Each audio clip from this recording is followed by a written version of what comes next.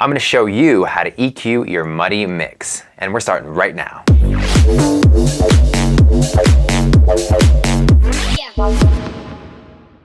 What is up, everyone? I am Daniel Strongman, the founder of SOUNDSHOCK Audio, and I'm going to be running this tutorial. In the tutorials that I put out on this channel, I cover all things electronic music production related when it comes to mixing and mastering, sound design, and arrangement. So go ahead and click the subscribe button and the bell notification next to it so you get notified every time I release these videos. One of the biggest problems that intermediate and beginning producers have when mixing their songs is to creating a clean mix. So what exactly is a muddy mix? A muddy mix is a mix where you have overlapping frequencies that clash with each other, and it is difficult to hear the different elements in your track. Here is an example of a muddy mix.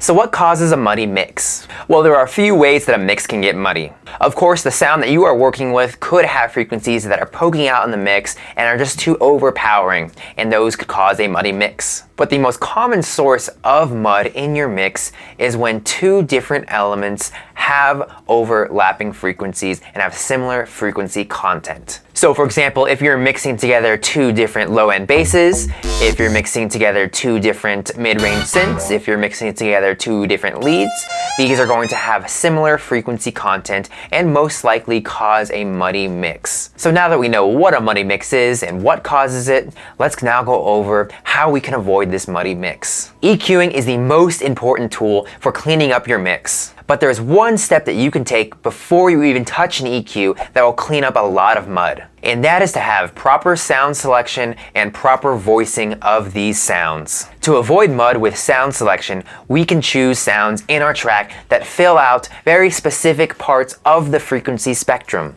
So if you have 3 basses playing, 2 subs playing, 10 different mid-range synths playing, 5 different leads playing, no matter how much EQing you do, you're going to have a muddy mix. Now, I'm not saying that you shouldn't layer your sounds. Layering your sounds is the key to getting a professional mix. You just don't want to layer a bunch of sounds that have their power in the same frequency ranges. Now let's talk about proper voicing.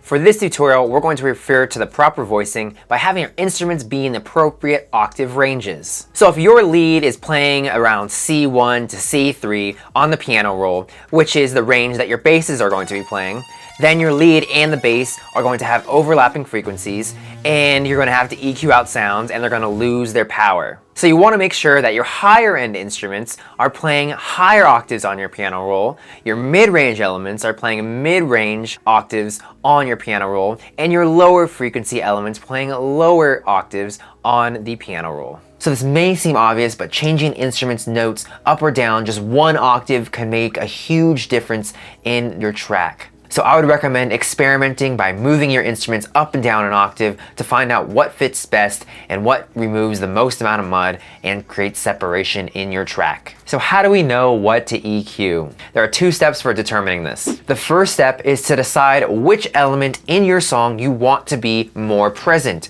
and more noticeable by the listener. The second step is to group instruments that have similar frequency content.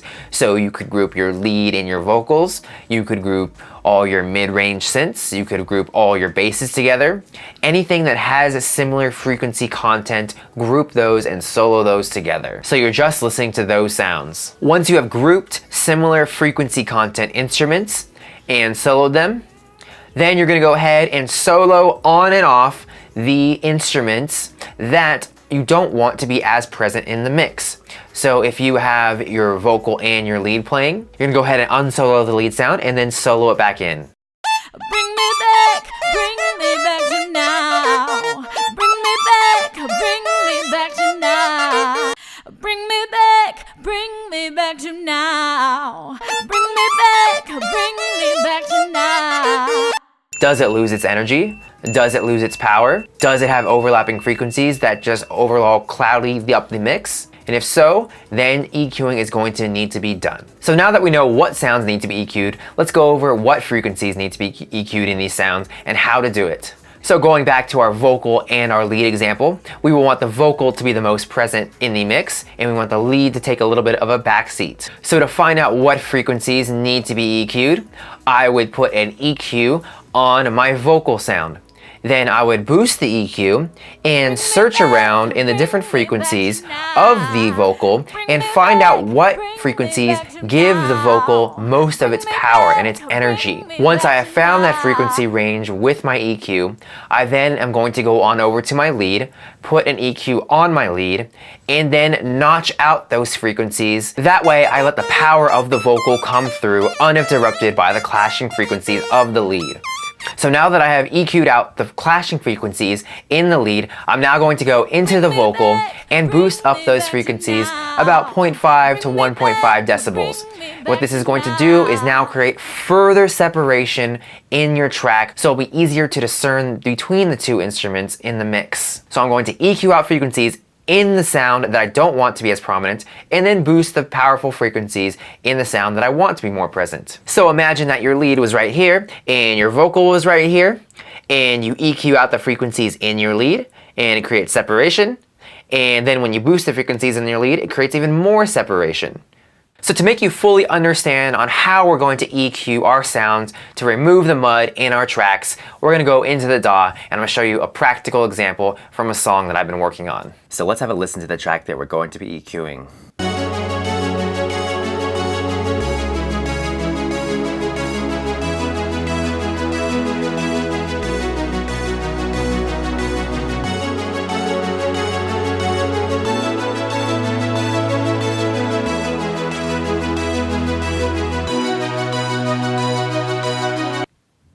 So I chose this song to go over because it has a lot of conflicting frequencies and instruments that are playing at the same time, so you can really hear what causes mud. So let's begin the process of EQing out all this mud in the mix. So what I've done is I have already grouped similar frequency instruments together. I have grouped the basses here, and I have grouped the synths together.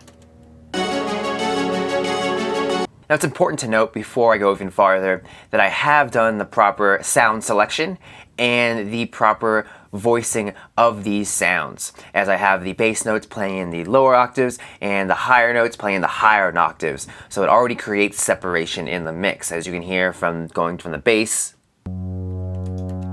to the synths. So already I'm avoiding some mud. Now for this example, we're not going to be going over the EQing of the bass because it is already separated from the rest of the instruments and doesn't conflict. So really you can avoid some EQing with your sound selection and voicing. So next we need to decide what elements we want our listener to hear the most of and hear clearly in the mix. And I've already organized them from most important to least important. And that is the lead sound is the most important that we want the listener to hear. Next is the synth. And next is the pad.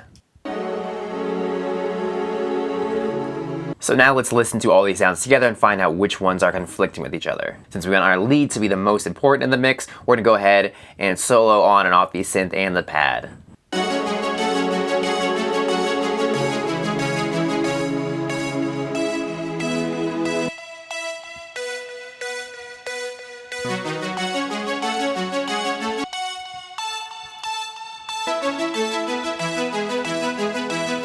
So as we can hear, the synth that is playing is taking it a little bit away from the lead, so now we know we need to EQ the synth to make the lead more present in the mix. So now let's go into our EQ, and I'm going to be using TDR Nova, which is a free EQ that you can get on SOUNDSHOCKaudio.com. So what we're going to be doing is now boosting frequencies and finding out what gives the song its character and power, so we know what to EQ out of the synth.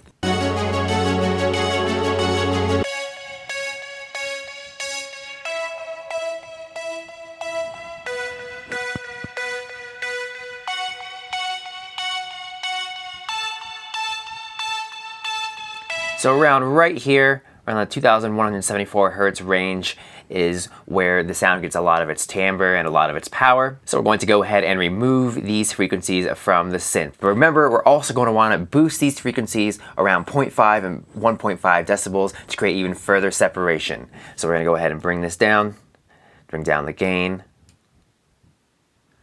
Let's go about a decibel here. And then now let's go into the synth. And it was around 2174. And we're going to go ahead and notch this out while listening to the lead sound to hear how much gain we should reduce here. and to decide what the bandwidth or Q should be.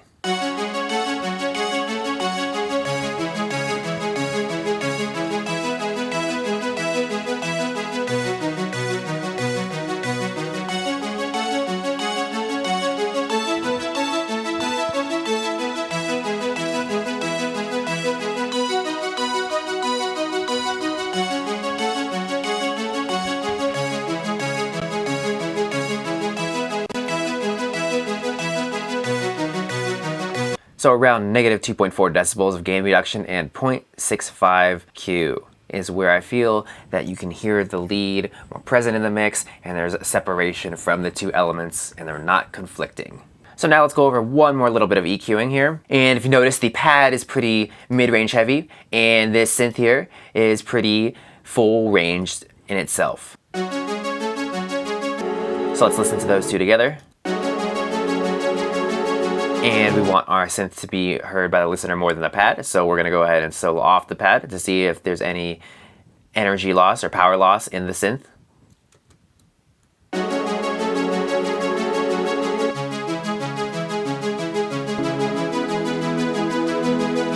As you can hear, the pad is definitely taking away from the synth, so we're going to need to be EQing the pad. So let's repeat the process. Let's go into the synth, and then let's find out what frequencies we want to EQ away from the pad by EQ sweeping and finding the prominent frequencies in the synth.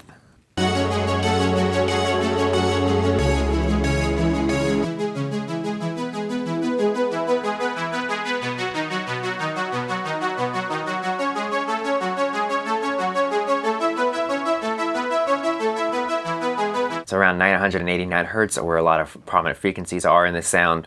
So I'm going to go ahead and do a 0.5 to 1.5 dB boost, once again to create further separation when we do our cutting of the pad. I'll just take that down, go around a decibel here. So then let's go into our pad, 989, and we'll listen to both together to decide what the gain reduction should be and what the Q should be.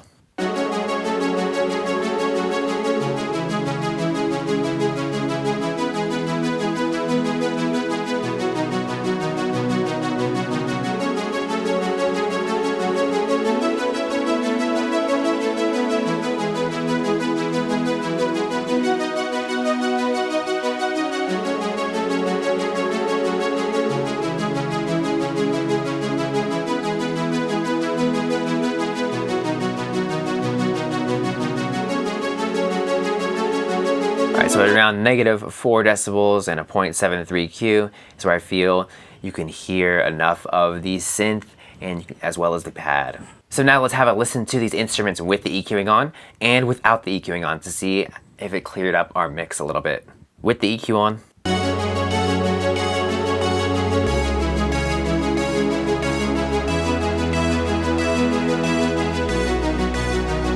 without the EQ playing, without the EQ on,